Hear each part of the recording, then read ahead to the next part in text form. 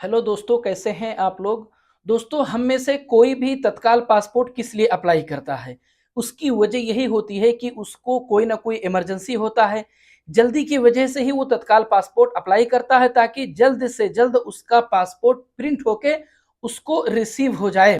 आज के इस वीडियो में दोस्तों हम लोग इसी पे बात करेंगे कि क्या आपको तत्काल पासपोर्ट अप्लाई करना चाहिए या नॉर्मल कैटेगरी का पासपोर्ट अप्लाई करना चाहिए। तो दोस्तों, अगर आप लोगों ने मेरे इस चैनल को अभी तक सब्सक्राइब नहीं किया है तो प्लीज चैनल को सब्सक्राइब कर लें, क्योंकि मैं इस तरह के नए नए वीडियो आप लोगों के लिए लेकर के आते रहता हूं। तो चलिए चलते हैं, वीडियो को शुरू करते हैं। जी हाँ दोस्तों, सबसे पहले मैं आप लोगों को कुछ ऐसे लोगों के इश्यूज बताता हूं जिन लोगों ने तत्काल पासपोर्ट अप्लाई किया था। सबसे पहला तो दोस्तों मैं आप लोगों को बताता हूं, एक साहब ने मुझे मैसेज किया।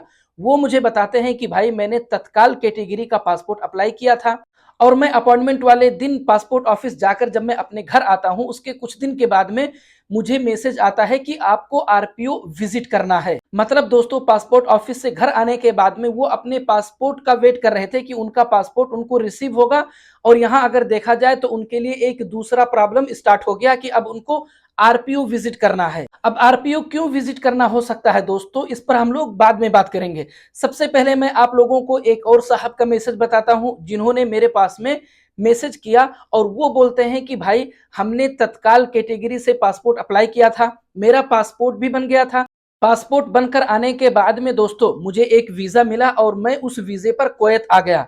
कुवैत आने के बाद में दोस्तों तकरीबन सालों के बाद में उनके पास में मैसेज आता है कि आपको आरपीओ विजिट करना है। मतलब उनके मोबाइल नंबर पर मैसेज आता है दोस्तों उनके घर पे, और वो खुद कुवैत में है। अब आप बताइए उनके लिए कितना बड़ा टेंशन बन सकता है। हालांकि वो बहुत परेशान थे बेचारे।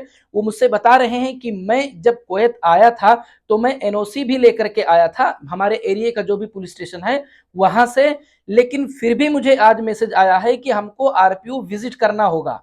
अब ये किसी ऐसे इंसान के लिए कितनी बड़ी मुश्किल की बात है कि वो किसी और कंट्री में हो, वहां जॉब कर रहा हो और इंडिया में उसके पास में मैसेज आए कि उसको आरपीओ विजिट करना है। अब दोस्तों हम लोग तत्काल पासपोर्ट के अप्लाई करने में एक जो सबसे बड़ा प्रॉब्लम है उसके बारे में हम लोग बात करते हैं। अगर इस चीज को आपने क्लियर कर लिया, ये चीज अगर आपका डन हो गया तो 99% उम्मीद है कि आपका सारा प्रॉब्लम सोल्व हो चुका है, आपको आगे कोई प्रॉब्लम नहीं होगा। लेकिन अगर इस चीज को आप क्लियर नहीं कर पाए तो याद रखें कि फिर आप दुनिया में कहीं पे भी चले गए हों, आपका पासपोर्ट रिसीव करने के बाद में कभी भी आपको आरपीओ से मैसेज आ सकता है कि आपको आरपीओ विजिट करना है। अब वो कौन सी चीज है दोस्तों जिसको आपको क्लियर करना है, वो है पुलिस वेरिफिकेशन। जी हाँ दोस्तों, आप लोगों को पता होगा कि जब आप लोग तत्काल कैटेगरी में पासपोर्ट अप्लाई करते हैं तो पासपोर्ट आपका पहले रिसीव हो जाता है, आपका पुलिस वेरिफिकेशन बाद में होता है। अब जाहिर सी बात है, आपका पासपोर्ट रिसीव हो गया, आप वेट कर रहे हैं कि आपका पुलिस वेरिफिकेशन होगा। पुलिस वेरिफिकेशन आ ही नहीं रहा है। आपने पासपोर्ट रिसीव करने के बाद में जिस जगह के लिए या जिस काम के लिए आपने तत्काल पासपोर्ट अप्लाई किया था वो काम आपने शुरू कर दिया। मतलब फॉर एग्जांपल शायद आपके लिए कोई वीजा आया था, आपको कहीं आउट ऑफ कंट्री जाना था, वहां के लिए आपने ऑलरेडी उसका जो भी प्रोसेस है उसको आपने स्टार्ट कर दिया। अब आपका वीजा भी लग गया, वीजा स्टैंप होने के बाद में दोस्तों आपका टिकट भी ओके हो गया, अभी तक आपका पुलिस वेरिफिकेशन नहीं हुआ है। अब आप बताइए क्या करेंगे। क्या आप आउट ऑफ कंट्री जाएंगे या आप वेट करेंगे अपना पुलिस वेरिफिकेशन कंप्लीट करने के लिए। जाहिर सी बात है, अगर आप वेट कर रहे हैं पुलिस वेरिफिकेशन के लिए और पुलिस वेरिफिकेशन आ ही नहीं रहा है तो फिर आपका तत्काल पासपोर्ट अप्लाई करने से फायदा क्या हुआ जब लेट ही होना था तो। और अगर आप आउट ऑफ इंडिया चले भी जाते हैं कहीं भी जॉब करने के लिए तो भी एक टेंशन की कभी भी पुलिस वेरिफिकेशन भी आ सकता है, या कहीं भी अगर आपके डॉक्यूमेंट्स में कुछ भी अगर इश्यूज या कुछ भी अगर डाउट अगर दिखता है इंक्वायरी करने में तो आपको आरपीओ का मैसेज भी आ सकता है कि आपको आरपीओ विजिट करना है। तो ये भी एक बड़ा टेंशन, क्योंकि आप ऑलरेडी आउट ऑफ इंडिया हैं। अब इस प्रॉब्लम को सॉल्व करने का दोस्तों सबसे पहला और सबसे बेस्ट आइडिया मैं आप लोगों को बताता हूं कि अगर आपने तत्काल कैटेगरी का पासपोर्ट अप्लाई किया है और अगर आपका पुलिस वेरिफिकेशन नहीं आ रहा है तो आप खुद अपने करीबी जो भी आपके एरिया का पुलिस स्टेशन पड़ता है वहां विजिट करें और वहां जाएं कि भाई हमारा पासपोर्ट हमको रिसीव हो चुका है लेकिन पुलिस वेरिफिकेशन अभी तक कंप्लीट नहीं हुआ है। दोस्तों कोशिश करें जल्दी से जल्दी आप अपना पुलिस वेरिफिकेशन कंप्लीट कर लें। क्योंकि बिना पुलिस वेरिफिकेशन कंप्लीट किए अगर आप आउट ऑफ इंडिया जाते हैं, बाद में कुछ भी होता है, चाहे पुलिस वेरिफिकेशन के लिए आपके पास में कॉल आए, मैसेज आए या आरपीओ का मैसेज आए, दोनों कंडीशन में आप बुरी तरह फंसेंगे। दूसरा बड़ा प्रॉब्लम दोस्तों, बाज दफा ऐसा भी होता है कि किसी ने तत्काल कैटेगरी का पासपोर्ट अप्लाई किया है, उसका पासपोर्ट तो रिसीव नहीं हुआ है प्रिंट होकर के, लेकिन आरपीओ का मैसेज उसके पास में पहले आ चुका है कि आपको आरपीओ विजिट करना होगा।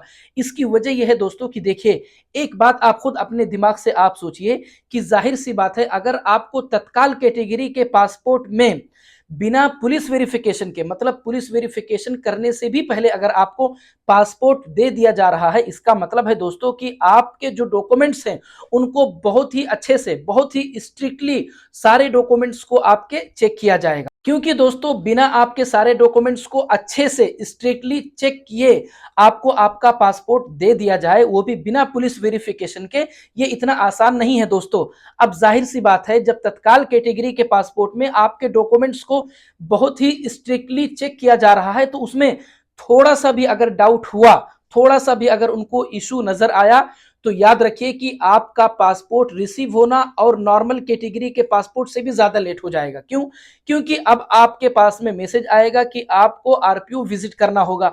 अब वहां जाकर के कौन कौन से स्टेप्स हैं, कौन कौन से इश्यूज हैं, वहां जाकर के आप उनको सॉल्व करिए। अब ये बात मैं आप लोगों को इसलिए बता रहा हूं दोस्तों कि ऐसा एक नहीं कई लोगों के साथ में हो चुका है, जो बेचारे तत्काल कैटेगरी का पासपोर्ट अप्लाई तो किए थे कि जल्दी पासपोर्ट रिसीव हो जाएगा, यहां उनके लिए दूसरा प्रॉब्लम स्टार्ट हो गया। अब हम लोग बात करें दोस्तों कि क्या आपके लिए तत्काल पासपोर्ट अप्लाई करना बेहतर है या नॉर्मल पासपोर्ट अप्लाई करना बेहतर है। अगर तत्काल पासपोर्ट अप्लाई करना बेहतर है तो कौन से कंडीशन में आपके लिए तत्काल पासपोर्ट अप्लाई करना बेहतर है। तो एक बात याद रखें दोस्तों आप लोग, जब तक आपके लिए बहुत ज्यादा ही इमरजेंसी ना हो कि आपके पास में दूसरा कोई ऑप्शन नहीं है, आपको तत्काल पासपोर्ट ही अप्लाई करना है, तो ही आप तत्काल पासपोर्ट अप्लाई करें, वरना आप इसको स्किप करें दोस्तों।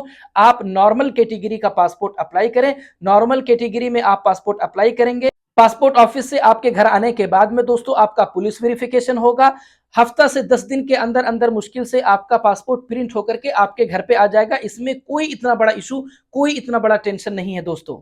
और अगर आपको तत्काल पासपोर्ट अप्लाई करना ही है दोस्तों, तो ये बात आप लोग जहन में रखें कि जब भी आप लोग तत्काल पासपोर्ट अप्लाई करें, पासपोर्ट रिसीव होने के बाद में पुलिस वेरिफिकेशन के लिए दोस्तों आप 1 से 2 दिन 3 दिन वेट करें। उसके बाद में आप खुद आपके एरिया का जो भी पुलिस स्टेशन है वहां आप विजिट करें। लेकिन दोस्तों मैं आप लोगों को फिर से वही बात बोलूंगा कि अगर आपके लिए इमरजेंसी ना हो, इतना ज्यादा जरूरी नहीं है, तो आप लोग तत्काल कैटेगरी में पासपोर्ट अप्लाई करने को स्किप करें। आप नॉर्मल कैटेगरी में ही पासपोर्ट अप्लाई करें दोस्तों। क्योंकि दोस्तों नॉर्मल कैटेगरी में पासपोर्ट जब आप अप्लाई करते हैं तो पासपोर्ट आपके पास में रिसीव होने के बाद में याद रखें कि अब आपका कोई भी काम पेंडिंग नहीं रह गया है, सब कुछ कंप्लीट हो चुका है। अब उसके बाद में आपके साथ कोई इशू नहीं होने वाला है। लेकिन दोस्तों तत्काल कैटेगरी का जो पासपोर्ट है, भले ही आपका पासपोर्ट आपके पास रिसीव हो गया है, लेकिन अगर पुलिस वेरिफिकेशन जब तक नहीं हुआ है तब तक याद रखें कि आपके लिए एक टेंशन बना हुआ है। तो दोस्तों अगर आप लोगों को मेरा ये वीडियो अच्छा लगा, अगर आप लोगों को मेरी बातें समझ में आई हैं, तो प्लीज वीडियो को लाइक और चैनल को सब्सक्राइब जरूर करें दोस्तों, ताकि मैं जब भी अपना अगला वीडियो अपलोड करूं तुरंत आप लोगों तक पहुंच जाए। मिलते हैं अगले वीडियो में।